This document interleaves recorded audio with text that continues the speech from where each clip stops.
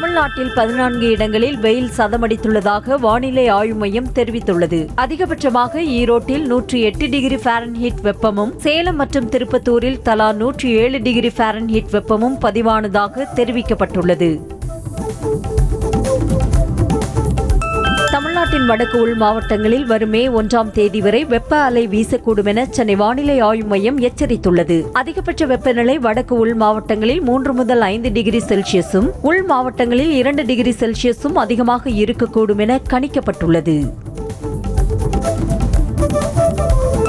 தமிழகத்தில் அதிகரிக்கும் வெப்பம் காரணமாக மாவட்டம் தோறும் பொது இடங்களில் ORS கரைசல் பாக்கெட்டுகள் வழங்க சுகாதாரத்துறை அதிகாரிகளுக்கு பொது சுகாதாரத்துறை உத்தரவிட்டுள்ளது. ஜூன் 30 வரை மாவட்ட வாரியாக பொதுமக்களுக்கான மறு நீரேற்று மையங்களை அமைக்கவும் உத்தரவிடப்பட்டுள்ளது.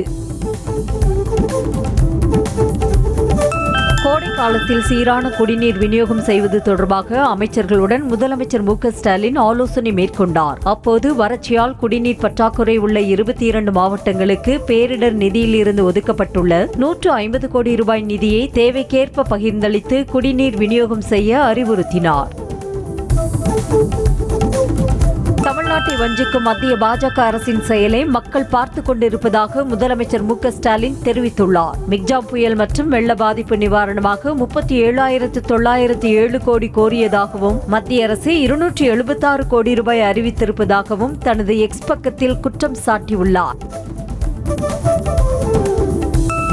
சேலம் மாவட்டம் கொங்கனாபுரம் பேருந்து நிலையம் அருகே அதிமுக சார்பாக அமைக்கப்பட்ட நீர்மோர் பந்தலை திறந்து வைத்த அக்கட்சியின் பொதுச் செயலாளர் எடப்பாடி பழனிசாமி பொதுமக்களுக்கு மோருடன் சேர்த்து பழங்கள் மற்றும் இளநீரையும் வழங்கினர். இதனை ஏராளமான மக்கள் நீண்ட வரிசையில் காத்திருந்து வாங்கி சென்றனர். மத்திய அரசு எப்போதும் கேட்ட நிதியை கொடுத்ததே இல்லை என அதிமுக பொதுச் செயலாளர் எடப்பாடி பழனிசாமி குற்றம் சாட்டியுள்ளார். சேலத்தில் செய்தியாளர்களிடம் பேசிய அவர், எப்போதும் கேட்கப்படும் நிதியை விட குறைந்த அளவு நிதியையே மத்திய அரசு வழங்கி வருவதாக கூறினார்.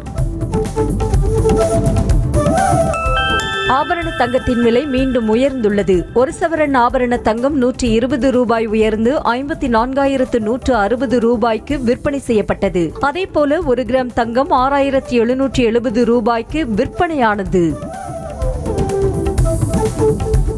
தமிழகத்தில் உள்ள அனைத்து அரசு பேருந்துகளையும் அடுத்த 48 மணி நேரத்தில் ஆய்வு செய்ய போக்குவரத்து துறை உத்தரவிட்டுள்ளது. அரசு பேருந்துகள் குறித்த புகார்கள் தொடர்ந்து எழுந்த நிலையில் ஆய்வு செய்து பாதிப்புகளை சரி செய்ய உத்தரவிடப்பட்டுள்ளது. இந்தியா கூட்டணி ஆட்சிக்கு வந்தால் 5 ஆண்டுகளில் ஆண்டுக்கு ஒருவர் என 5 பிரதமர்களை மாற்றுவார்கள் என பிரதமர் மோடி விமர்சித்துள்ளார். மகாராஷ்டிராவில் நடைபெற்ற பிரச்சார பொதுக்கூட்டத்தில் பேசிய அவர், தமிழ்நாடு, கர்நாடகத்தில் தனி நாடு வேண்டுமென காங்கிரஸ் மற்றும் இந்தியா கூட்டணியினர் பேசுவதாக குற்றம் சாட்டியுள்ளார். பிரதமர் மோடியின் 3வது ஆட்சி காலத்தில் இந்தியா உலக பொருளாதாரத்தில் 3வது இடத்திற்கு முன்னேறும் என மத்திய அமைச்சர் அமித்ஷா தெரிவித்திருக்கிறார். குஜராத்தில் நடைபெற்ற தேர்தல் பொதுக்கூட்டத்தில் பேசிய அவர் பாஜக அரசின் சாதனைகளை பட்டியலிட்டார். மோடி மற்றும் அமித்ஷா விற்பனையாளர்கள், அதானியும் அம்பானியும் வாங்குபவர்கள் என காங்கிரஸ் தேசிய தலைவர் மல்லிகார்ஜுன் கார்கே விமர்சித்தார். பிரதமர் மோடி ஏழைகளிடமிருந்து பணத்தை கொள்ளையடித்து பணக்காரர்களுக்கு கொடுத்து வருவதாக அவர் குற்றம் சாட்டினார்.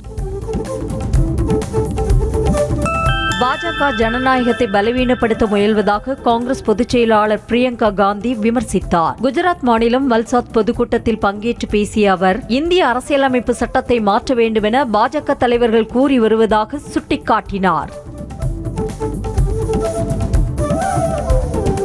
வாக்கிற்காகவே ராகுல் காந்தியும் பிரியங்கா காந்தியும் அயோத்தி ராமர் கோவிலுக்கு செல்ல முடிவெடுத்துள்ளதாக மத்திய அமைச்சர் ஸ்மிருதி இரானி குற்றம் சாட்டியுள்ளார். ராமர் கோவில் கும்பாபிஷேக அழைப்பை ராகுல் காந்தி நிராகரித்ததாக அவர் குற்றம் சாட்டினார். தாம் தீவிர அரசியலில் ஈடுபட வேண்டுமென நாட்டு மக்கள் விரும்புவதாக பிரியங்கா காந்தியின் கணவர் ராபர்ட் வதேரா தெரிவித்திருக்கிறார். இது தொடர்பாக பேசிய அவர், மக்கள் மாற்றத்தை விரும்புவதாக கூறினார். பிரதமர் மோடி ஒரு கருணாகம் என்றும் அவர் விவசாயிகளை கடிப்பதற்காக மீண்டும் வருவார் எனவும் தெலங்கானா முதலமைச்சர் ரேவந்த் ரெட்டி கடுமையாக விமர்சித்தார். கார்ப்பரேட் நிறுவனங்களுக்கு விவசாயிகளை அடிமையாக்கி பழிவாங்க வேண்டும் என்பதற்காகவே மோடி 400 இடங்களில் வெற்றி பெற நினைப்பதாகவும் கூறினார். பிரச்சாரத்தை நிறைவு செய்துவிட்டு ஹெலிகாப்டரில் ஏறும்போது மேற்கு வங்க முதலமைச்சர் மமதா பானர்ஜி கால் தவறி கீழே விழுந்ததால் அவருக்கு லேசான காயம் ஏற்பட்டது. உடனடியாக சுதாரித்துக் கொண்ட பாதுகாப்பு பணியாளர்கள் அவருக்கு முதலுதவி செய்த நிலையில் மமதா தனது பயணத்தை தொடர்ந்தார். ஆந்திர சட்டமன்ற தேர்தலுக்கான ஒய்எஸ்ஆர் காங்கிரஸ் கட்சியின் தேர்தல் அறிக்கையை முதல்வரும் கட்சித் தலைவருமான ஜெகன்மோகன் ரெட்டி வெளியிட்டார். இதில் மீனவர்களுக்கு ஆண்டுக்கு தலா 10,000 ரூபாய் நிதியுதவி, வட்டியில்லா பயிர்க்கடன் 1 லட்சத்தில் இருந்து 3 லட்சமாக உயர்வு உள்ளிட்டவை இடம்பெற்றுள்ளன. ஹைதராபாத் தொகுதி வேட்பாளரும் ஏஐஎம்ஐஎம் கட்சி தலைவருமான அசாதுதீன் ஒவைசி தீவிர வாக்கு சேகரிப்பில் ஈடுபட்டார். தனது தொகுதிக்குட்பட்ட பகுதிகளில் வீடு வீடாக தனது ஆதரவாளர்களுடன் சென்று தேர்தல் வாக்குறுதிகளை அளித்து அவர் வாக்குகளை சேகரித்தார்.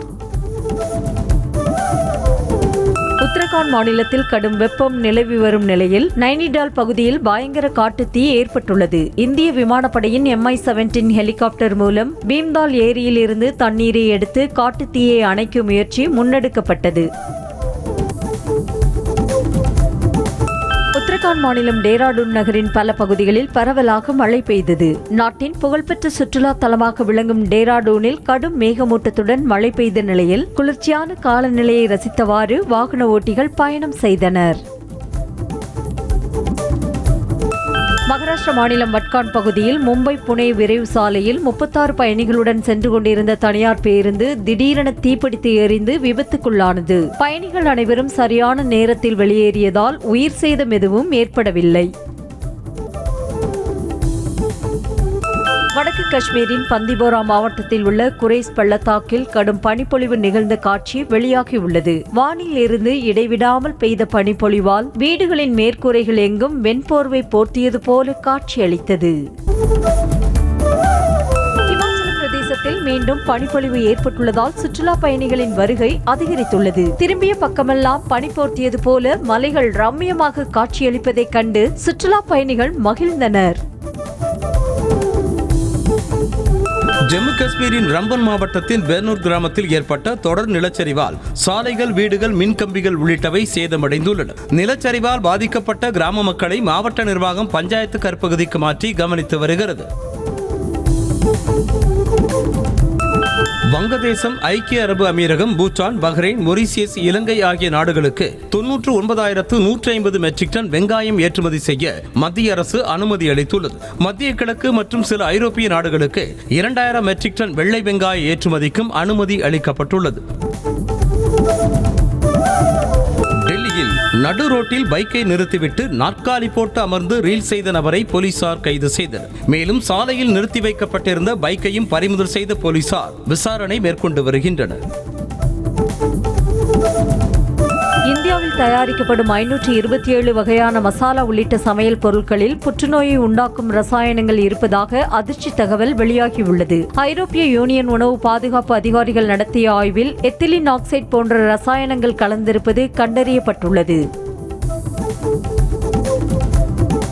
நீலகிரி மாவட்ட காவல் ஆளுநர்களுக்கு குளிர்கால படி வழங்குவது போல வேலூர் மாவட்ட காவல் ஆளுநர்களுக்கு வெயில்கால படி வழங்க ஆவண செய்ய கடிதம் அனுப்பப்பட்டுள்ளது. இது தொடர்பாக தமிழக அரசு மற்றும் காவல்துறை இயக்குநர்களுக்கு தமிழ்நாடு காவலர் குடும்ப நல கூட்டமைப்பு கடிதம் அனுப்பியுள்ளது.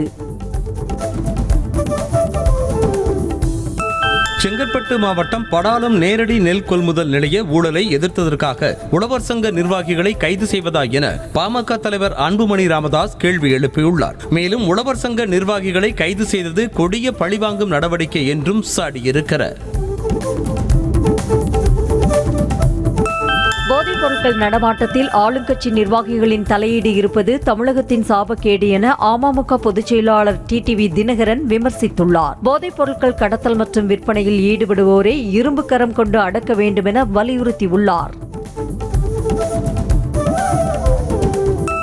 காங்கிரசின் தேர்தல் அறிக்கை இந்தியா பாகிஸ்தான் பிரிவினையை நினைவூட்டுகிறது என பிரதமர் மோடி பேசியதை கண்டித்து சென்னையில் இந்திய கம்யூனிஸ்ட் கட்சியின் சார்பாக ஆர்ப்பாட்டம் நடைபெற்றது. மேலும் பிரதமர் மீது தேர்தல் ஆணையம் நடவடிக்கை எடுக்க வேண்டும் என வலியுறுத்தப்பட்டது. வடக்கிற்கு ஒரு நீதி, தெற்கிற்கு ஒரு நீதி என மத்திய அரசு செயல்படுவதாக அதிமுக முன்னாள் அமைச்சர் ஜெயக்குமார் விமர்சித்துள்ளார். சென்னையில் செய்தியாளர்களிடம் பேசிய அவர், 2015 ஏற்பட்ட இயற்கை பேரிடர்களுக்கு மாநில அரசு 1.5 லட்சம் கோடி ரூபாய் நிதி கேட்ட நிலையில் இதுவரை 7,000 கோடி ரூபாயை மட்டுமே மத்திய அரசு வழங்கியதாக தெரிவித்தார். தமிழகத்தில் அரசு கலை அறிவியல் கல்லூரிகளில் 4000 உதவி பேராசிரியர் பணியிடங்களுக்கு ஆன்லைன் மூலம் விண்ணப்பிப்பதற்கான கால அவகாசம் மே 15ஆம் தேதி மாலை 5 மணி வரை நீட்டிக்கப்பட்டுள்ளது. தமிழ்நாடு ஆசிரியர் தேர்வு வாரியத்தின் இந்த அறிவிப்பை பணிக்காக காத்திருப்போர் வரவேற்றுள்ளனர். உரிமம் பெறாத பட்டாசு ஆலைகளுக்கு தேவையான ரசாயனங்கள் எப்படி கிடைக்கிறது என்பது குறித்து சிவகாசி பட்டாசு விபத்து வழக்குகளின் விசாரணை அதிகாரி அறிக்கை தாக்கல் செய்ய உத்தரவிடப்பட்டுள்ளது. ஆமத்தூர், தாயில்பட்டி VAOக்கள் அந்தந்த கிராமங்களில் வசிக்கின்றனரா என கண்டுபிடிக்கவும் உத்தரவிடப்பட்டுள்ளது. பெங்களூரு ராமேஸ்வரம் கஃபே குண்டுவெடிப்பு வழக்கில் கைதான அப்துல் மதீன் தாகா என்பவரை சென்னை அழைத்து வந்து NIA அதிகாரிகள் விசாரணை நடத்தினர். திருவல்லிக்கேணியில் அவர் தங்கியதாக கூறப்படும் விடுதி மற்றும் பழைய கட்டிடத்திற்கு அழைத்து வந்த அதிகாரிகள் அவனது உடைமைகள் மற்றும் சிலவற்றை விசாரணைக்காக எடுத்து சென்றனர். சென்னையில் உள்ள ICICI வங்கியில் 3,57,00,000 ரூபாய் மோசடி செய்த 8 பேர் சிறையில் அடைக்கப்பட்டனர். IRS மெட்ரானிக்ஸ் பிரைவேட் லிமிடெட் என்ற நிறுவனத்தில் போலி சம்பள கணக்கை ஆரம்பித்தும் நிறுவனத்தில் 59 தொழிலாளர்கள் வேலை செய்வதாக கூறியும் மோசடி செய்துள்ளனர்.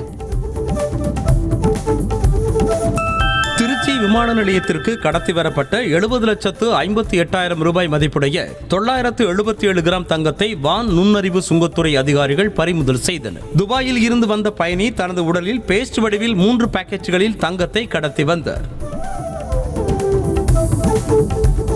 குமரி மாவட்டம் மற்றும் கேரளாவைச் சேர்ந்த விசைப்படகுகள் கிழக்கு கடற்கரை பகுதியில் மீன்பிடி தொழிலில் ஈடுபடுவதாக வந்த தகவலை அடுத்து அதிகாரிகள் ரோந்து பணியில் ஈடுபட்டனர். தூத்துக்குடி மீன்வளத்துறை ஆய்வாளர் பொன் சரவணக்கண்ணன் தலைமையிலான அதிகாரிகள் ஆதேஷ் கப்பலில் ரோந்து பணியில் ஈடுபட்டனர். திண்டுக்கல் மாவட்டம் கொடைக்கானலுக்கு கோடை விடுமுறையை கழிக்க ஏராளமான சுற்றுலா பயணிகள் வருகை தருவதால் கடும் போக்குவரத்து நெரிசல் ஏற்பட்டது. சுமார் 7 கிலோமீட்டர் தூரத்திற்கு ஊர்ந்து சென்றதால் உரிய நேரத்திற்கு செல்ல முடியாமல் சுற்றுலா பயணிகள் அவதியடைந்தனர். சென்னையில் இளைஞர் ஒருவர் வாயில் பிரஷை வைத்து அண்ணல் அம்பேத்கரின் உருவப்படத்தை தலைகீழாக வரைந்து அசத்தியிருக்கிறார். மடிப்பாக்கத்தைச் சேர்ந்த இளைஞர் சரவணனின் இந்த ஓவியத்திற்கு சமூக வலைதளத்தில் பாராட்டுக்கள், லைக்குகள் குவிந்து வருகின்றன. குமரி மாவட்டம் சேனவிலையில் முறையாக அரசு பேருந்துகளை இயக்கவில்லை என கூறி 2 அரசு பேருந்துகளை சிறைப்பிடித்து கிராம மக்கள் போராட்டத்தில் ஈடுபட்டனர். இவ்வழியாக 5 அரசு பேருந்துகள் இயக்கப்பட்ட நிலையில் கடந்த 6 மாதங்களாக 3 பேருந்துகளின் சேவை நிறுத்தப்பட்டுள்ளதாக கூறப்படுகிறது. புதுச்சேரியில் உள்ள ஊசுடி ஏரி மற்றும் பாகூர் ஏரிகளில் படையெடுக்கும் உள்நாட்டு பறவைகளை சுற்றுலா பயணிகள் கண்டு ரசித்தனர். கூழைக்கடா, மஞ்சள் மூக்கு நாரை, நீர்க்காகம் உள்ளிட்ட பல்வேறு இனப்பறவைகள் குவிந்துள்ளதால் ஏரிகள் ரம்யமாக காட்சியளிக்கின்றன. நெல்லை மணிமுத்தாறு அருவியில் குளிக்க அனுமதி வழங்கப்பட்டதையொட்டி காலை முதலே அங்கு சுற்றுலா பயணிகளின் கூட்டம் அதிகரித்து காணப்பட்டது. பராமரிப்பு பணி காரணமாக கடந்த 3 மாதங்களுக்கு மேலாக அங்கு சுற்றுலா பயணிகள் குளிக்க அனுமதிக்கப்படவில்லை. தென்காசி மாவட்டம் கடைநல்லூர் சுற்றுப்பகுதிகளில் வெயிலை சமாளிக்க மக்கள் நுங்கு, பதநீர் வாங்கி உட்கொள்வதில் அதிக ஆர்வம் காட்டி வருகின்றனர். விற்பனை ஜோராக நடப்பதாகவும் சென்னை, கோவை, பெங்களூருவுக்கும் ஏற்றுமதி செய்வதாகவும் வேலப்ப, நாடாரூர் மற்றும் கடையாலுருட்டி பகுதி வியாபாரிகள் தெரிவிக்கின்றனர். திண்டுக்கல் மாவட்டம் கொடைக்கானல் மேல்மலை பூம்பாறை வனப்பகுதியில் 3வது நாளாக பற்றி எரிந்த காட்டுத்தீயை அணைக்க முடியாமல் வனத்துறையினர் திணறி வருகின்றனர். இந்த காட்டுத்தீயால் அரிய வகை மரங்கள் எரிந்து சேதமாகி வரும் நிலையில் அப்பகுதியே புகை மண்டலமாக காட்சியளிக்கிறது. நீலகிரியில் காட்டு யானைகள் ஊருக்குள் நுழைவதை தடுக்க நடவடிக்கை எடுக்குமாறு கூடலூர் வன அலுவலரிடம் மனு அளிக்கப்பட்டது. நெலாக்கோட்டை பசாரில் அடிக்கடி காட்டு யானைகள் நுழைந்து பொதுமக்களையும் வியாபாரிகளையும் அச்சுறுத்தி வருவதாக கூறி வியாபாரிகள் சங்கத்தினர் மனு அளித்தனர். நாகை மாவட்டம் கீழ்வேளூர் அருகே குடிநீர் விநியோகம் செய்யாததை கண்டித்து காலி குடங்களோடு கிராம மக்கள் சாலை மறியல் போராட்டத்தில் ஈடுபட்டனர். கிள்ளுக்குடி ஊராட்சிக்கு உட்பட்ட தெற்கு தெருவில் கடந்த ஒரு வாரமாக குடிநீர் விநியோகம் செய்யப்படாததால் ஆத்திரமடைந்த மக்கள் சாலை மறியல் செய்தனர். சென்னை திருவொற்றியூரில் அதிமுகவினர் அமைத்த தண்ணீர் பந்தலை மாநகராட்சி அதிகாரி சேதப்படுத்தியதாக கூறி அதிமுகவினர் போராட்டத்தில் ஈடுபட்டனர். கடந்த 25ஆம் தேதி வைக்கப்பட்ட தண்ணீர் பந்தலின் பேனர்களும் கிழிக்கப்பட்டதால் போராட்டத்தில் ஈடுபட்ட அவர்கள் போலீசாருடன் வாக்குவாதம் செய்தனர். தமிழகத்தில் எப்போது தேர்தல் வந்தாலும் எடப்பாடி பழனிசாமி மீண்டும் முதல்வராக வருவார் என முன்னாள் அமைச்சர் SP வேலுமணி தெரிவித்தார். அதிமுக சார்பில் நடைபெற்ற நீர்மோர் பந்தல் திறப்பு விழா நிகழ்ச்சிக்கு பிறகு பேசிய அவர் இவ்வாறு கூறினார். விழுப்புரத்தில் தேர்தல் பறக்கும் படையினரால் பறிமுதல் செய்யப்பட்ட 68,000 ரூபாயை பெறுவதற்கு 2.25 கிலோ நகைகளை அணிந்து வந்த கர்நாடக தொழிலதிபரை அனைவரும் வியப்புடன் பார்த்தனர். உரிய ஆவணங்களோடு வந்த ரெஜிமோன் பணத்தை திரும்ப பெற்று சென்றார். திருவாரூர் ரயில் நிலையத்தில் வெடிகுண்டு கண்டறியும் சிறப்பு குழுவினர் மாதாந்திர சோதனை நடத்தினர். இதுகுறித்து வெடிகுண்டு கண்டறியும் குழுவினர் கூறுகையில், ரயில் பயணிகள் பாதுகாப்பான பயணத்திற்கு தேவையான நடவடிக்கைகளை ரயில்வே நிர்வாகம் எடுத்து வருவதாக தெரிவித்தனர். ஆபாச வீடியோ வெளியானதை தொடர்ந்து சிவகங்கை மாவட்ட பேரிடர் மேலாண்மை தாசில்தார் பணியிட மாற்றம் செய்யப்பட்டார். ஆட்சியர் அலுவலகத்தில் பணிபுரிந்து வந்த ராஜரத்னம் ஒரு பெண்ணோடு ஆபாசமாக இருப்பதை போன்ற வீடியோ இணையத்தில் வைரலானதை தொடர்ந்து ஆட்சியர் நடவடிக்கை எடுத்தார். செங்கல்பட்டு மாவட்டம் திருவஞ்சேரியில் JEE தேர்வில் தோல்வியடைந்த மாணவன் தூக்கிட்டு தற்கொலை செய்து கொண்டார். போனிவாட் என்பவரின் மகன் இவான் ஜாஸ்வா JEE தேர்வில் தோல்வியடைந்ததால் மிகுந்த மன உளைச்சலோடு இருந்ததாக கூறப்படுகிறது. திருப்பூர் மாவட்டம் பல்லடம் அருகே தனியார் நிறுவனத்தின் பிக்கப் வேனை மர்ம நபர் திருடி சென்ற CCTV காட்சி வெளியாகியுள்ளது. அண்ணாநகர் பகுதியில் உள்ள ஸ்ரீ முருகன் ஹாலோ பிளாக் நிறுவனத்தின் உரிமையாளர் அளித்த புகாரின் பேரில் போலீசார் விசாரித்து வருகின்றனர். மதுரை அழகர் கோவிலில் பிரசித்தி பெற்ற சம்பா தோசை கிடைக்காததால் ஏராளமான பக்தர்கள் ஏமாற்றத்துடன் திரும்பினர். பிரசாத விற்பனை நிலையத்தில் சம்பா தோசைக்கு தட்டுப்பாடு நிலவிய நிலையில் தடையின்றி கிடைக்க திருக்கோவில் நிர்வாகம் ஏற்பாடுகள் செய்ய வேண்டும் என பக்தர்கள் கோரிக்கை விடுத்தனர்.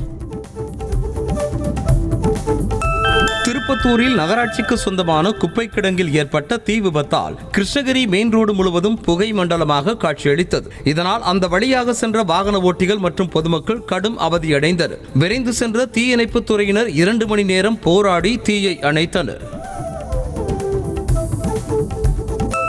தூத்துக்குடி மாவட்டம் ஸ்ரீவைகுண்டம் அணைக்கட்டில் தாமிரபரணி ஆற்று நீர் பச்சை நிறமாக மாறியது தொடர்பாக மாவட்ட ஆட்சியர் லட்சுமிபதி நேரில் ஆய்வு செய்தார். நீர்வளத்துறை அதிகாரிகள் மற்றும் பொதுப்பணித்துறை அதிகாரிகளிடம் விவரங்களை கேட்டறிந்தார். தென்காசி மாவட்டம் சென்னிக்குளத்தில் மனைவி ஊருக்கு சென்றிருந்த நிலையில் கணவன் தூக்கிட்டு தற்கொலை செய்து கொண்டார். சென்ட்ரிங் தொழிலாளியான தங்கராசு தற்கொலை செய்து கொண்டதை போலீசாருக்கு தெரிவிக்காமல் உறவினர்கள் உடலை அடக்கம் செய்ய முயன்ற நிலையில் விசாரணை மேற்கொண்டு வருகின்றனர். சென்னையை அடுத்த பூந்தமல்லியில் அதிமுக சார்பில் திறக்கப்பட்ட தண்ணீர் பந்தலில் மோர் மற்றும் பழங்களுடன் சேர்த்து பொதுமக்களுக்கு மண்பானையும் வழங்கப்பட்டது. முன்னாள் அமைச்சர் பெஞ்சமின் தண்ணீர் பந்தலை திறந்து வைத்து மக்கள் வீடுகளில் குளிர்ந்த நீரை பருகும் வகையில் மண்பானையையும் வழங்கினார். காசி கன்னியாகுமரி தமிழ் சங்கம் ரயிலில் பயணி ஒருவர் தவறவிட்ட 1/2 கிலோ வெள்ளி பொருட்களை அரக்கோணம் ரயில்வே போலீசார் மீட்டு உரிமையாளரிடம் ஒப்படைத்தனர். பொன்ராஜ் என்ற அந்த நபரை ரயில்வே போலீசார் அழைத்து தவறவிட்ட வெள்ளி பூஜை பொருட்களை வழங்கினர். நாமக்கல் மாவட்டம் வளையப்பட்டியில் சிப்காட் திட்டத்தை ரத்து செய்ய வலியுறுத்தி சிப்காட் எதிர்ப்பு குழுவினர் குடியரசுத் தலைவருக்கு பதிவு தபால் மனு அனுப்பி வைத்தனர். மேலும் இந்த மனு உச்சநீதிமன்ற தலைமை நீதிபதி, சென்னை உயர்நீதிமன்ற தலைமை நீதிபதி, தமிழ்நாடு ஆளுநருக்கும் அனுப்பப்பட்டது. நாடாளுமன்ற தேர்தலில் வெற்றி பெற்று மத்தியில் தமிழர் நலன் காக்கின்ற அரசுக்கு அதிமுக ஆதரவளிக்கும் என முன்னாள் அமைச்சர் கடம்பூர் ராஜு தெரிவித்தார். அதிமுக சார்பாக நடைபெற்ற நீர்மோர் பந்தல் திறப்பு விழா நிகழ்ச்சிக்கு பிறகு பேசிய அவர் இதனை கூறினார். பேருந்து நிலையத்தில் உள்ள ஆக்கிரமிப்புகளை அகற்றாவிட்டால் நடவடிக்கை எடுக்கப்படும் என கடலூர் கோட்டாட்சியர் எச்சரிக்கை விடுத்துள்ளார். பேருந்து நிலையத்தில் ஆய்வு மேற்கொண்ட அவர் ஆக்கிரமித்து கடைகள் வைத்துள்ளதால் பொதுமக்கள் சிரமப்படுவதாக புகார் வந்துள்ளதாக கூறினார். செங்கல்பட்டு மாவட்டம் செய்யூர் அருகே மனநலம் பாதிக்கப்பட்ட பெண்ணை மது போதையில் கூட்டு பாலியல் பலாத்காரம் செய்த வழக்கில் 3 பேரை கைது செய்த போலீசார் சிறையில் அடைத்தனர். முக்கிய குற்றவாளியான கார்த்தி என்பவனை போலீசார் தேடி வருகின்றனர். பூந்தமல்லி நகராட்சிக்குட்பட்ட கரையான்சாவடி முதல் செந்நீர்குப்பம் செல்லும் சாலையில் மழைநீர் கால்வாய் அமைக்கும் பணி நடைபெற்று வருகிறது. கால்வாய்க்காக தோண்டப்பட்ட பள்ளத்தில் தண்ணீர் பெருக்கெடுத்து ஓடுவதால் பணியை விரைந்து முடிக்க மக்கள் கோரிக்கை விடுத்துள்ளனர். சென்னை புளியந்தோப்பில் போதை ஊசி செலுத்திக் கொண்டதில் மயக்கமடைந்த 3 பேரில் ஒருவர் உயிரிழந்தார். பட்டாளத்தை சேர்ந்த கஞ்சாமணி என்ற தீனதயாளன் மருத்துவமனையில் சிகிச்சை பலனின்றி உயிரிழந்த நிலையில் அவரது நண்பர்கள் 2 ஆபத்தான நிலையில் சிகிச்சை பெற்று வருகின்றனர். சேலம் மாவட்டம் வெள்ளாளகுண்டம் கிராமத்தில் அரசுக்கு சொந்தமான நிலத்தை தனிநபர்கள் ஆக்கிரமித்துள்ளனர். அரசுக்கு சொந்தமான கட்டிடத்தை தனிநபர்கள் ஜேசிபி எந்திரத்தை கொண்டு இடித்த வீடியோ சமூக வலைதளங்களில் பரவிய நிலையில் அவர்கள் மீது நடவடிக்கை எடுக்க கிராம மக்கள் போலீசில் புகார் அளித்துள்ளனர். கொலை வழக்கில் தலைமறைவாக இருந்த அதிமுக பிரமுகர் நண்பருடன் கைது செய்யப்பட்டார். தாக்குதலில் காயமடைந்தவர் உயிரிழந்த நிலையில் சிவகங்கை மாவட்டம் காரைக்குடியை சேர்ந்த அதிமுக முன்னாள் கவுன்சிலர் சண்முகமணி தனது கூட்டாளி ஸ்ரீராமுடன் திருவண்ணாமலையில் பதுங்கியிருந்தார். ராணிப்பேட்டை மாவட்டம் வாலாஜாபேட்டை அருகே செல்போன் திருடனிடமிருந்து 1,20,000 ரூபாய் மதிப்புடைய செல்போன்கள் மற்றும் ஒரு பைக்கை போலீசார் பறிமுதல் செய்தனர். வாகன சோதனையில் சிக்கிய நேதாஜி என்பவனை சிறையில் அடைத்த போலீசார் அவனுடன் தொடர்புடைய நபரை தேடி வருகின்றனர். ஐபிஎல் தொடரில் மும்பை அணிக்கு எதிரான பரபரப்பான ஆட்டத்தில் டெல்லி அணி 10 ரன்கள் வித்தியாசத்தில் வெற்றி பெற்றது. முதலில் விளையாடிய டெல்லி அணி 257 ரன்களை குவித்த நிலையில் பின்னர் களமிறங்கிய மும்பை அணி 247 ரன்களை மட்டுமே எடுத்து தோல்வியடைந்தது.